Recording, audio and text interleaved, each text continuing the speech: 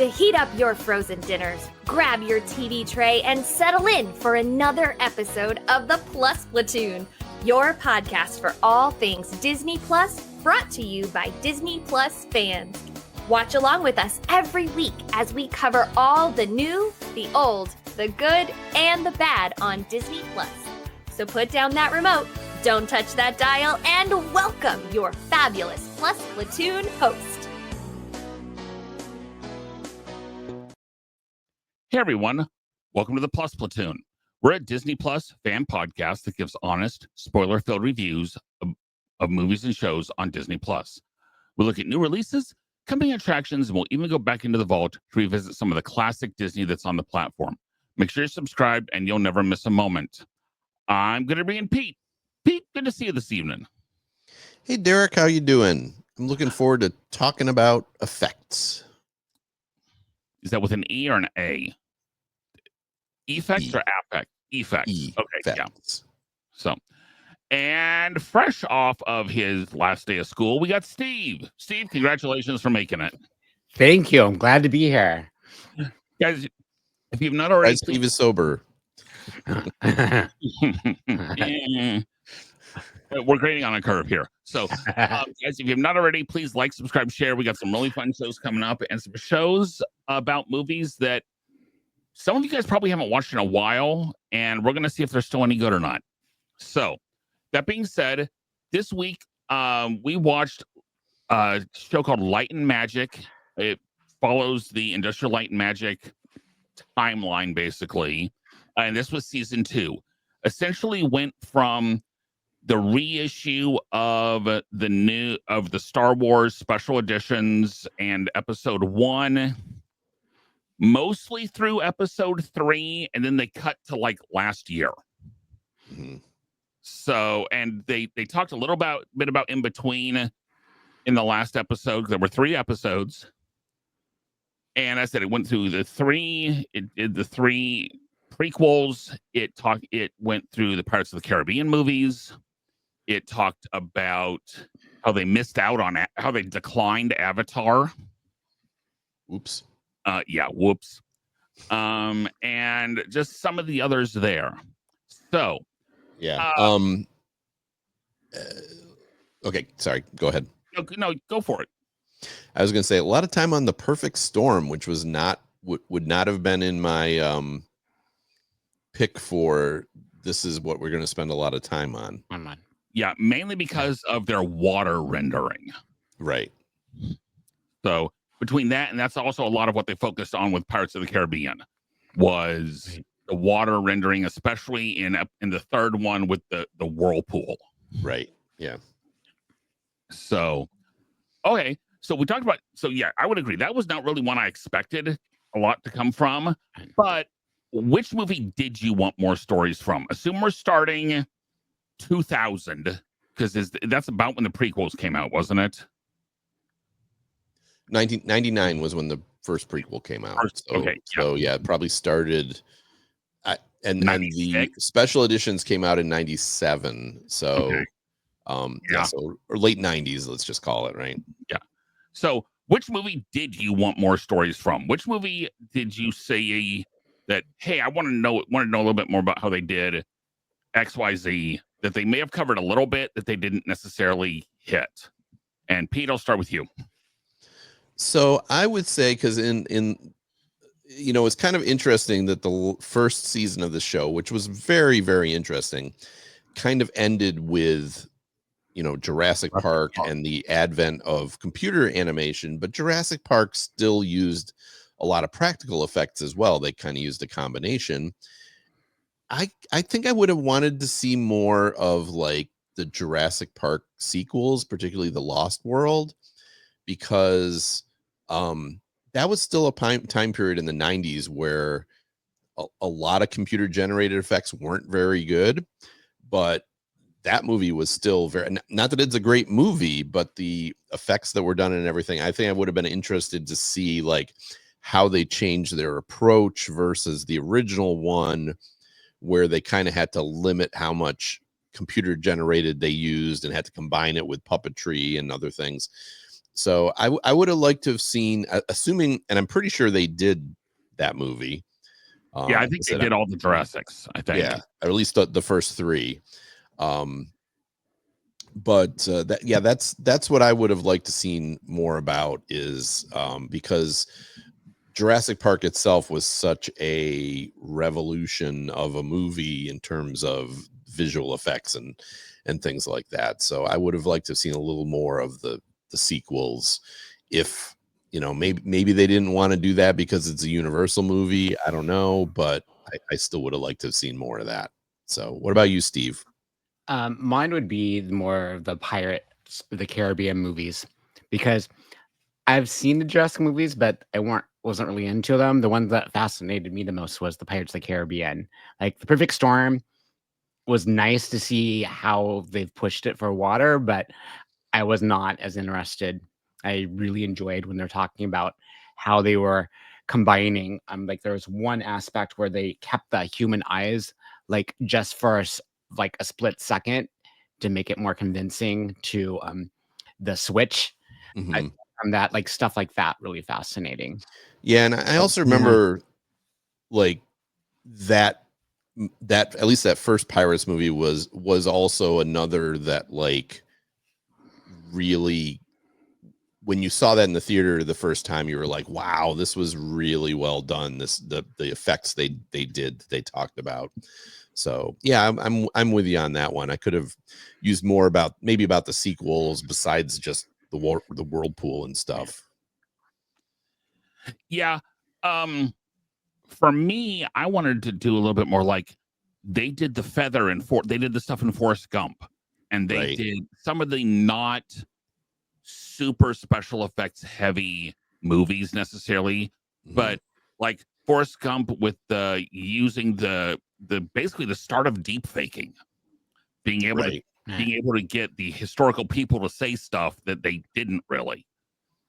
So that would have been interesting to me. I also, it being a Disney thing, Pixar came from ILM. So I would have liked to Yeah. see that connection made a little bit, because Pixar was the name of one of their computers, of their rendering computers. So that's how Pixar got its name. So I would have loved to have seen some more connection of that. Yeah, I think the reason we didn't is because most of Pixar's history, it was its own thing. That's fair. But I agree, it would have been interesting to see how, like, did they ever work together or anything like that. Yeah. Okay.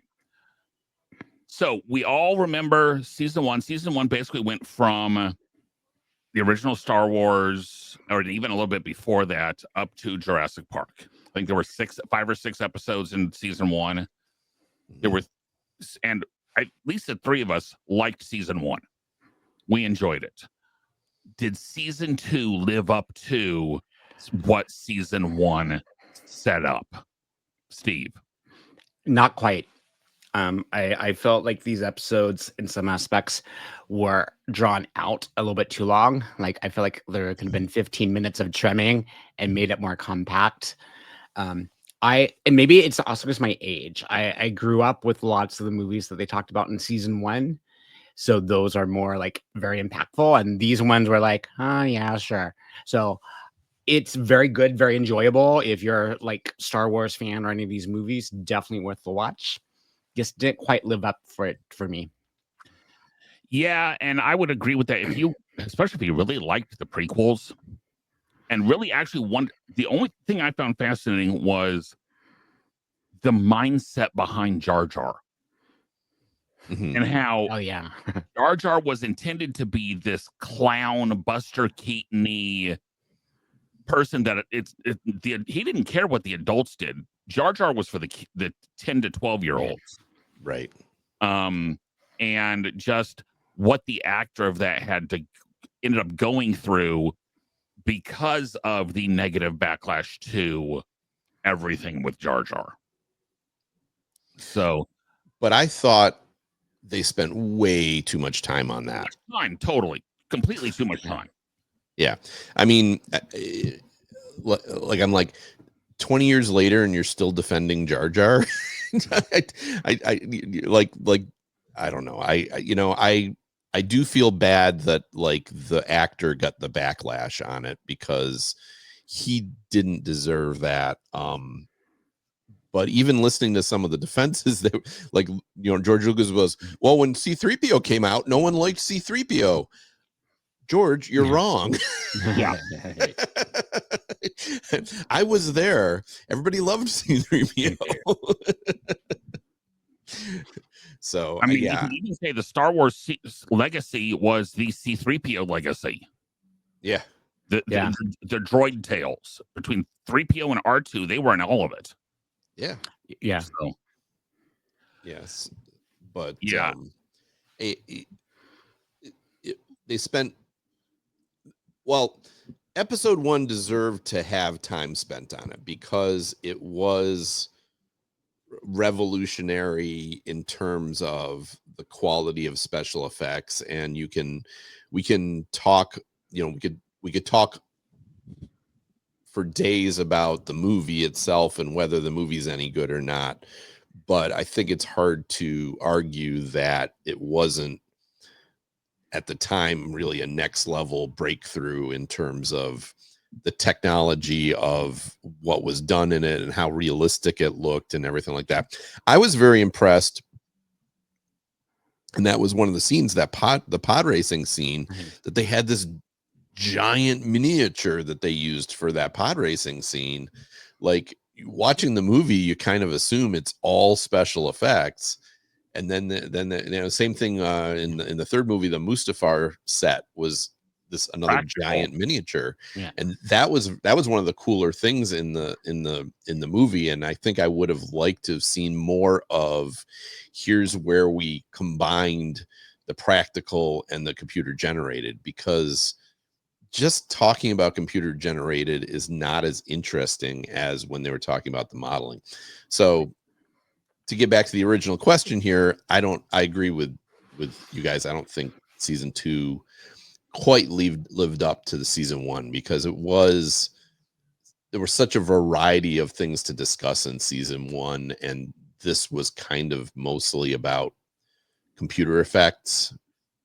And when they talked about models, it was the most interesting part. Yeah. I kind of thought. Did everybody catch like 3 seconds of Adam Savage from Mythbusters? yes, yeah. Oh, I missed that.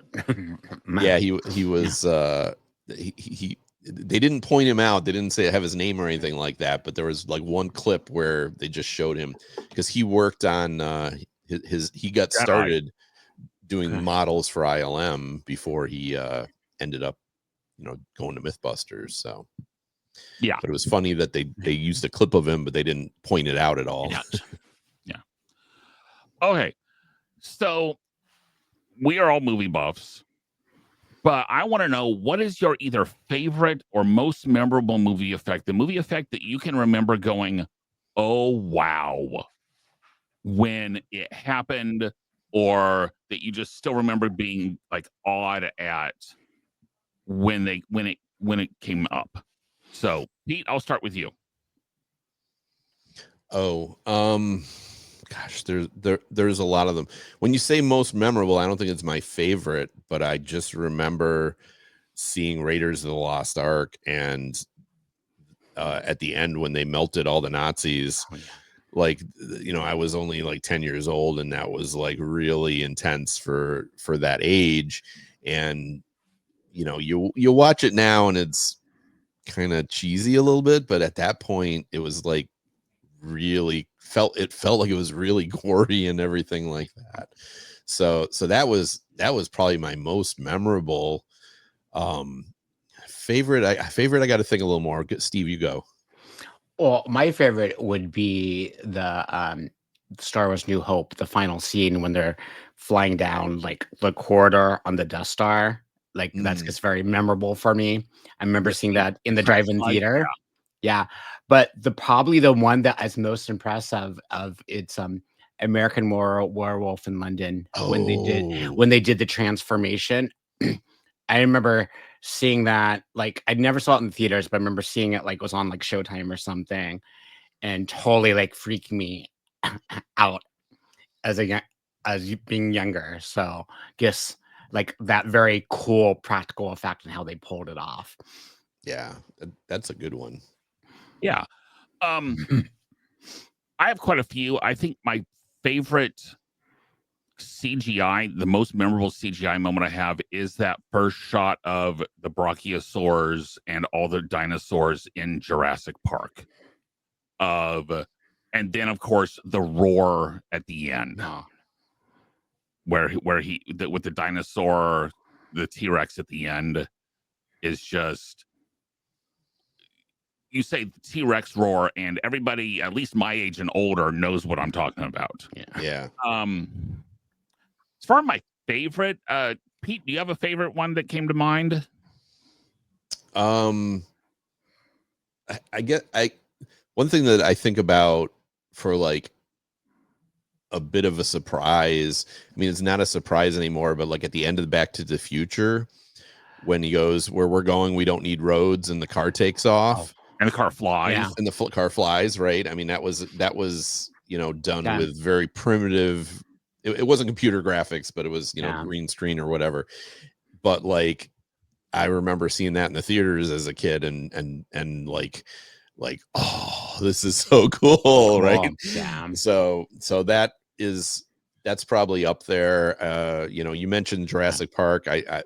I was thinking the scene with the kids in the car and the T-Rex when like the T-Rex is kind of coming at them, and then except a lot of that is that's actually a practical effect. It's practical, but I mean, it comes down through the roof and hits the glass, and the kids are under the glass, and it's like your first time you saw that in the theater, it was like, whoa.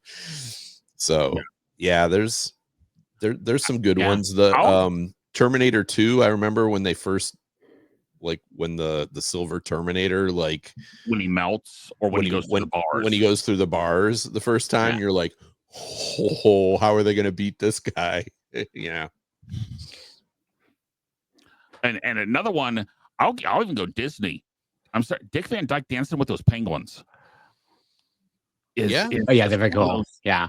Is just the fact of how I remember how many times he had to do that because he would keep, quote, kicking the penguins. Yes. And there's all sorts. I mean, even go back as far as 10 Commandments, when the water collapses in on the Red Sea. When the Red Sea collapsed in on the Egyptians, and just how with the water peeling in is a great effect. The other one we've actually reviewed this movie is The Flight of the Navigator, with the steps to the ship, which was a practical effect. Yeah, because they looked like they were floating. I like vividly remember that one. So, which on a related note, that is no longer at Magic Kingdom at the moment because they've actually torn down the cool stand there. Yeah. So I don't know if they're going to rebuild it, or whatever they do with it. I hope they put the spaceship back on top. So anyway, okay. So the end of the third episode was ILM sold off their model shop in 2024, which I think was actually a little disingenuous, because what it was is they sold the building. Mm-hmm. They still do practical effects for stuff. They still, like the Star Wars stuff, they still had models that they would shoot as it flies by. I mean, it's practical effects from ILM are not gone. So I think that one was a little disingenuous of ILM is now, the practical models are now dead and it's all computers. But we've also seen that there was a point in time where everything was computers. So my question is, are practical effects, which for those of you not familiar, a practical effect is something where it's a hands-on effect. You can actually touch the effect. It's through a model, or it's through something along those lines. Are practical effects going extinct?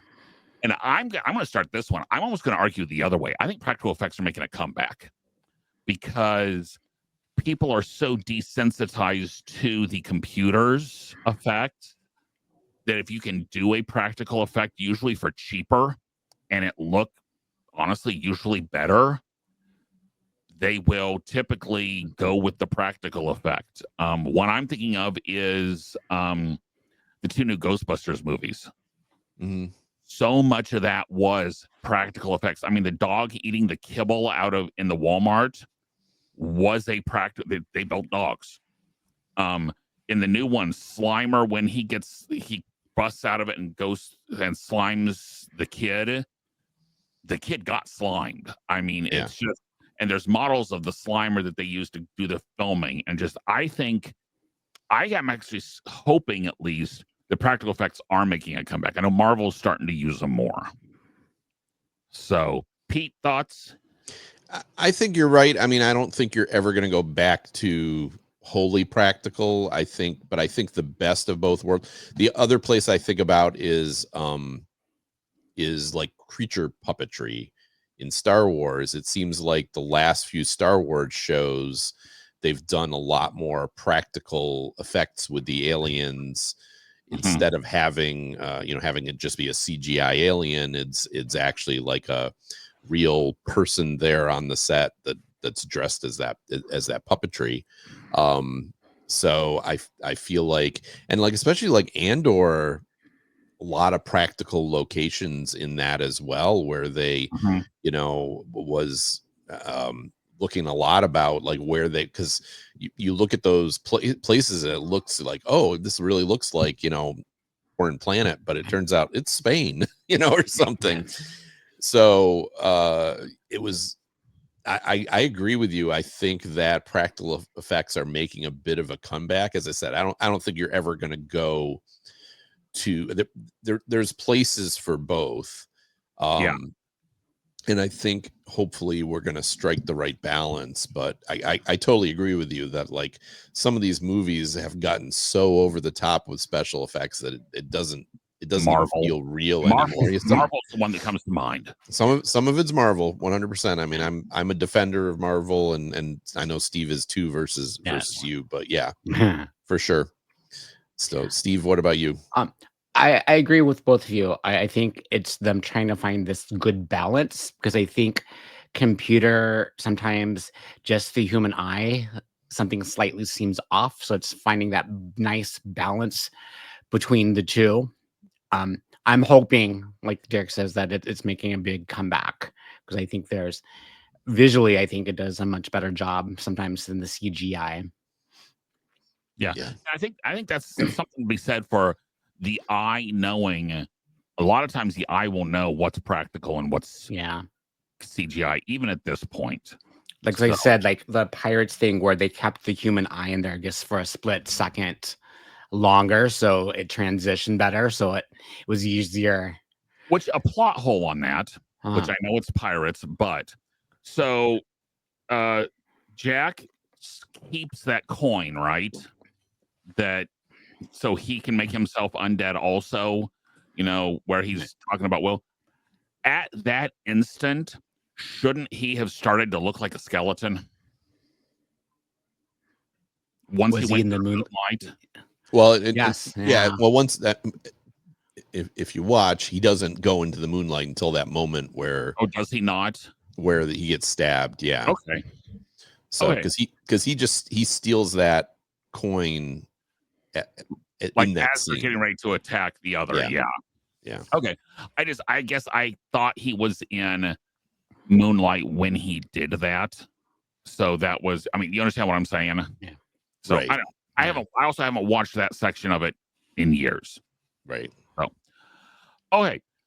As we always do, Cups of Pixie Dust out of 5 on just season 2 of Light and Magic. I actually went back and looked. We didn't rate season 1 for some reason, and I'm not sure why. But for right now, let's just stick with season 2, Light and Magic, Cups of Pixie Dust out of 5. Pete. I'm going to give this a 3. I enjoyed it.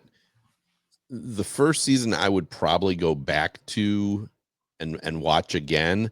I'm not sure if I would, if I came back to this, I would probably like kind of fast forward through parts of it.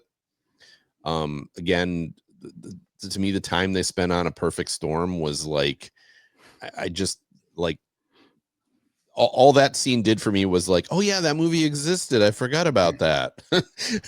You know, but it was like, but it's not a movie I care about or anything. Like you gotta, whereas most of the other movies I did, so I would like, I probably would fast forward through a lot of the Jar Jar Binks debate because that's been going on for 20 years. I don't need to listen to that. For the first season, I would rate higher, but I'm gonna give this a 3. Steve? I agree with you. For all the exact reasons why you gave, I give it a 3. The first season would be higher. Yeah. Yeah, and I'm gonna go a 2, just because of, I agree with you guys, but based on ranking it among stuff that we've watched lately, it's a 2, not a. I was between a 2 and a 2.5, but there's definitely stuff that's 2.5 that I would definitely watch ahead of this. I don't think I would go back to this season at all because there's not really anything that was. They spent way too much time on the prequels, to be perfectly honest. Yeah. I might watch like the second half of the third episode again, but who knows? So, okay. But first season, definitely worth a watch. Definitely. Yeah, I would probably give the first season like a 4. Yeah, I'd probably go at least a point higher on the first season too. Yeah. So, all right. Disney Plus news this week. We've got a couple things. First Disney is Plus news. Yeah, sorry, she doesn't do that anymore. So, but first thing is Ironheart. We talked about how Ironheart, the premiere is going to be 3 episodes. Apparently, the next week is the second set of 3 episodes, so it's going to basically be a 2-week release schedule. So let me ask the group: do you think which of the, because it's got to be one of these 2 reasons? One, they're dumping the show. Or 2, it worked for Andor. I think there's a third option. Okay. Thunderbolts is coming out the next week. Okay. I think it's a combination of 1 and 3. I think they're trying to get this over with because they need to get Thunderbolts out. I think is what's going on. I think they're working on dumping the show too. Just they've put a little bit of a push on it, but I would bet once it's done, we don't hear from this again because I get the distinct feeling this may be in an alternate universe. I don't know. I don't know about that, but it really was in Black Panther, Wakanda Forever. Right. So this takes place after that. Right. So, but this is in 616. Yeah. No, it's in the same. It's in the same universe as Wakanda Forever. I mean, it's in the main. Yeah, the 616 universe. So, but I feel like,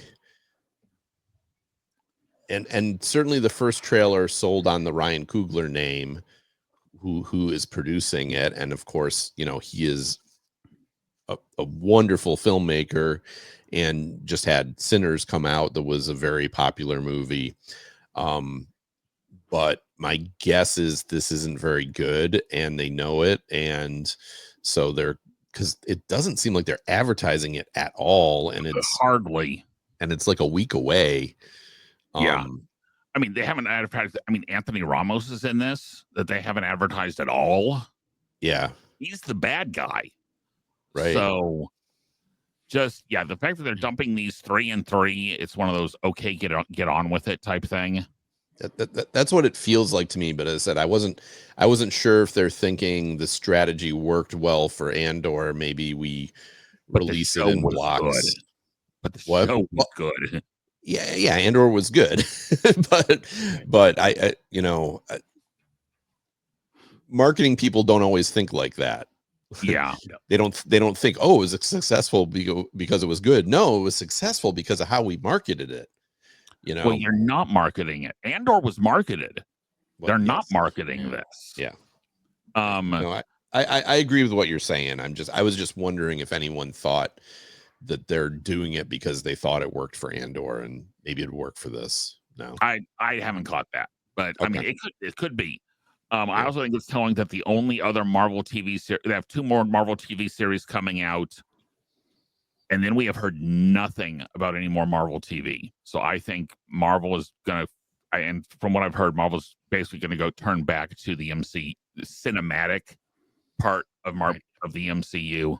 So, because I've heard nothing about Beyond Vision Quest and whatever the Wonder Years looking one is. Wonder Man. Yeah, one between those two. After that, there's nothing coming down the pipeline. And Daredevil season 2. Yeah. Oh, I know. Part of me says that has a very different audience. Well, it does, and also the first season didn't do particularly well. Right. I mean, it didn't do badly, but it didn't hit like Andor did, and I wonder if it's like season 2, and then they're going to kill it after that. So, I mean, obviously they're still going forward with filming season 2. They didn't like shorten the season or anything, but I don't know. It's hard to say. I mean,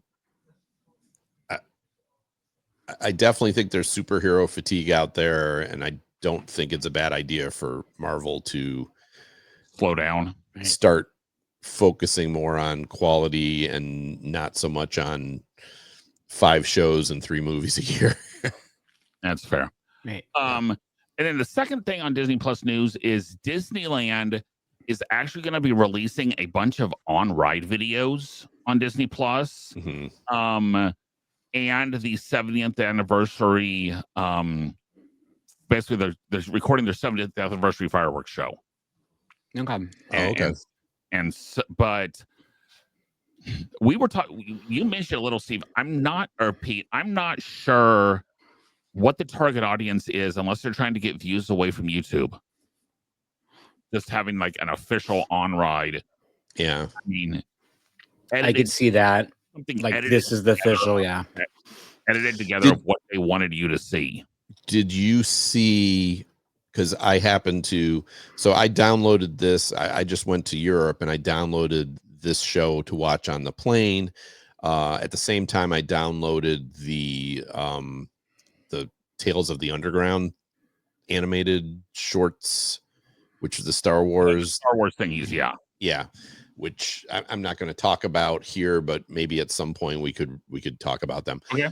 But in addition, when I was downloading those other things, this and that, I saw they had the Rise of the Resistance ride, the Star Wars ride. So there's already one on there, and that also said it was what? Did you watch it or? I did. Yes. So I downloaded it and I watched it. It's a good version of it. Gives you a good vision of the ride relatively. I mean, it's as much as you can not being on it. Right. Right. Going into that hangar with the Imperial Walkers, there's no other thing like that. Well, right, and even like the door opening and all this. Yeah. When the door opens and it's out of the stormtroopers, having that happen live is so much more impressive than in a video. But I think I would be curious, someone watching it, having never ridden it, what they would think of it. Obviously, we've all ridden it, so we wouldn't be able to get that impression. But if anyone out there is interested, check it out, and then send us an email or copy us on one of our any of our social media and let us know what you thought of it. If it's, are you looking forward to seeing these ride videos? I mean, I think it's, I guess I agree with what you're saying, Derek. It's to try to pull hits away from YouTube and get it to Disney Plus. Yeah, and that's my only thought, is because and that's part of the reason I've never taped an on-ride video, is because there's literally thousands of them out there for every ride. Right. So I'm not sure what using these resources to create these is accomplishing. But we'll see. I mean, I'll probably go watch at least a couple of them just as a, having only been to Disneyland a couple times, I might go watch them, like the Haunted Mansion or the Pirates, and because I think both of those were on the list. And there was a lot of them on the there's list. Like 16 or 17 of them on the list. So it's most of the headliners. It's not none of the roller coasters, I don't think. But I think it's almost all the dark rides. Dark rides. So, yeah, like Radiator Springs Racers was on there, I know. And I'm also very much I don't want to be, because I do go enough. You know, I can see why people might want to watch these things if they've never been, but like I don't want to see a ride video of a ride I haven't been on yet. So like you won't be watching them for the new test track that comes out. Correct. Right. Nope. And I have not seen the Tiana ride yet. So I will say I saw the teaser on Twitter or X or whatever that Disney put out for the new test track, and it literally just showed like one scene. Right. Yeah, I've seen clips. From what I saw of that, I don't know how different it's actually going to be, but we'll see.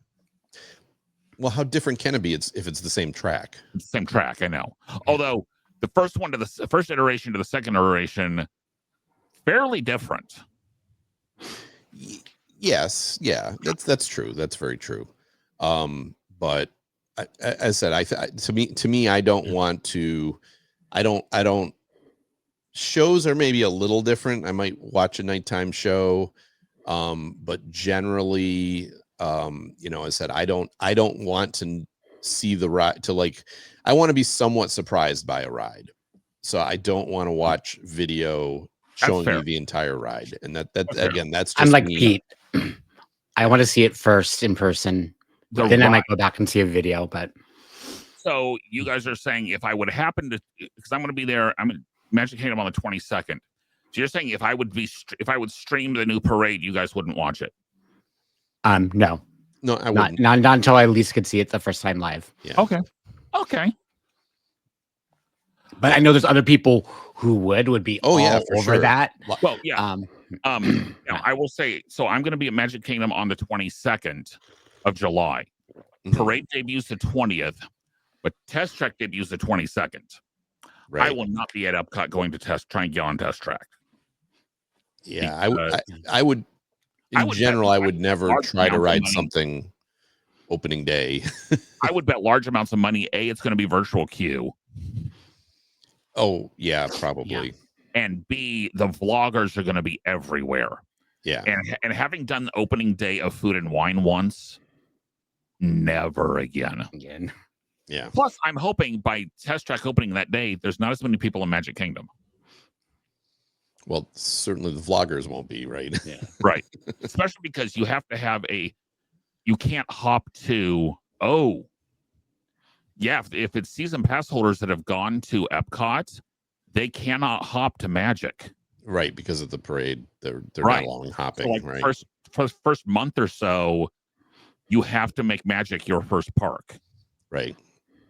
So it'll still be busy though, don't worry. It's going to be busy. I know it's going to be busy.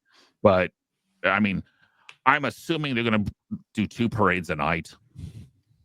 They're almost going to have to. So at least 100% they're going to start with 2 a night for sure. So they'll do a 9 o'clock parade, a 10 o'clock fireworks, and an 11 o'clock parade. Yeah. And then probably close at either midnight or 1. Or might close officially at 11. Yeah. That's what I think will happen. They'll basically close after the second parade. Yeah. They have not announced that far out yet on park hours. They just announced the late open, the 11 o'clock open on 4th of July. But so coming up on the 22nd, I will be streaming the new parade. I mean, these two won't be watching, but if you guys want to watch that, it will be on both our Facebook and our YouTube channels. So cool. Okay. And I saw one more thing. I didn't have time to get it on the official Disney Plus news, but I'm going to count it. Do you guys know the highest watched show in the last month on Disney Plus? No longer Moana. It's the new Snow White. That for the month of June, you're saying? Yeah. That doesn't really surprise me because a lot of people aren't offended by them redoing these movies. I just don't think that movie particularly captured people wanting to go to the theater to see it, but it doesn't surprise me that people are watching it on Disney Plus and putting it on for their kids and things like that. So doesn't surprise me, but yeah. So anyway, I saw that today and I thought it was interesting. Yeah. So, I'm not I have so no interest in watching that movie. No, I'm never. Yeah. So and I will watch Lilo and Stitch when it comes on Disney Plus. I'm curious of that movie. Yeah, we won't be watching it on here unless someone on here absolutely loves it. But I also know we didn't absolutely love the original. So, I mean, it was a good movie, but anyway. Okay, next week, Steve chose the movie. Ooh. Next week, we are going back to one of those. Is it as good as we really think? We remember it is. It's going to be The Princess Diaries. Oh, the original Princess Diaries. Anne Hathaway, Julie Andrews. Yeah, I think most people are going to know the story, but I don't remember the last time I actually sat down and watched the whole thing. You catch snippets here and there, but watching the whole thing, I've probably seen 2 snippets more than I've seen 1 snippets lately. So there was a point in time where it was always up on Freeform. Right. So you'd flip through and catch, a minute here, a minute there while you're waiting on commercial on somewhere else. So yeah, I remember thinking that movie was okay. I know originally that it was entertaining. It was charming. Yeah. Kate was super excited when we told her last week, so she's going to be another defender of the faith. That doesn't surprise me. No, it doesn't surprise me at all. She's exactly the right age for Princess Diaries. Yeah. Totally the target audience. Yeah. So that'll be fun. That's a good choice, Steve. I like that. Okay. Thank you. And then we'll have some different fun shows coming up after that. Actually, we're going to be doing Ironheart for a couple episodes. Then we'll be diving. Yeah, since it's only going to be 2 weeks, we will do the first 3 and then the last 3 of Ironheart just to get it over with. But if you have suggestions on what we should watch, August is starting to look a little thin because they haven't announced any, like we don't know when the other Marvel series are coming out. Because apparently 2 of them are coming out before the end of the year. Right. And in theory, didn't we hear something about another one, like a special presentation movies coming out about? Oh, yeah, I don't think it's till next year, but it's a Punisher one. So I don't think we're going to want to do that one. Okay. Yeah, no, if it's Punisher, no. But if you have suggestions, please email us at plusplatoon@gmail.com, Facebook, Twitter, Instagram, YouTube. We have new shows every week on Thursdays on YouTube and all the major podcasting services. For Pete and Steve, we get Kate back next week. Gina, I hope you're enjoying your trip, and we will see everyone next week. Bye, guys. Bye-bye.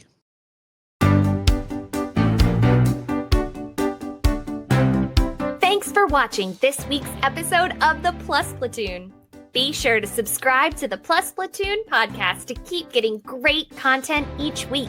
Then head over to Apple Podcasts and leave those 5-star reviews as they help make the Plus Platoon visible to even more Disney Plus fans. Also, go to YouTube and like and subscribe to the Plus Platoon channel, where you can watch all future episodes live. If you have a question for the Plus Platoon, please send us an email to plusplatoon@gmail.com or connect with us on Facebook, Twitter, or Instagram @plusplatoon. The Plus Platoon is a Disney Plus fan podcast and is not affiliated with the Walt Disney Company or the Disney Plus streaming service. All opinions expressed on the show are solely those of the individual hosts and in no way reflect the views of the Walt Disney Company. Thanks for watching, and be sure to stay tuned for next week's episode because the Plus Platoon is to be continued.